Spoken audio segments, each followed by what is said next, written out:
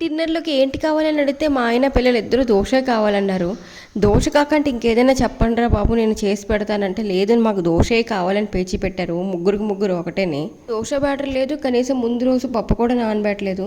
అట్ల పిండి లేదు, బియ్యం పిండి కూడా లేదనమాట. ఇప్పటికిప్పుడు నేను దోస ఎలా చేసి పెడతాను అని అనుకుంటే, లేదు ఎలాగైనా కావాలని అడిగారు. ఇన్స్టెంట్ దోసలు ఏవైనా ఉంటాయేమో అని యూట్యూబ్‌లో చాలా వెతికాననమాట. దాంట్లో శ్రావణీస్ కిచెన్ వీడియో అయితే నాకు కనిపించింది. ఇది కొలతల ప్రకారంగా అన్ని లెక్క ప్రకారంగా అయితే నేను ఫాలో అయ్యాను.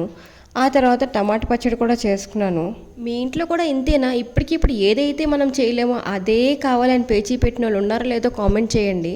శ్రావణీస్ కిచెన్లో చెప్పినట్టు దోశ అయితే పక్కా కొలతలతో అన్ని రకాల ఇంగ్రీడియంట్స్ అయితే వేసానన్నమాట. కానీ ఎక్కడో తేడా కొడుతుందని నాకైతే అనిపించింది. చట్నీ మాత్రం సూపర్గా వచ్చిందనమాట, టమాటో చట్నీ. దోశ చేయడంలో ఎక్కడ పొరపాటు జరిగిందో నాకైతే అర్థం కావట్లేదు అనమాట. మీకు తెలిస్తే మీరు చెప్పండి. ఏంటో దోశ ఫ్లాప్ అయింది, చట్నీ హిట్ అయింది. ఏడ్ చేసుకోవాలి దీంతో. వీడియో నచ్చితే సబ్స్క్రైబ్.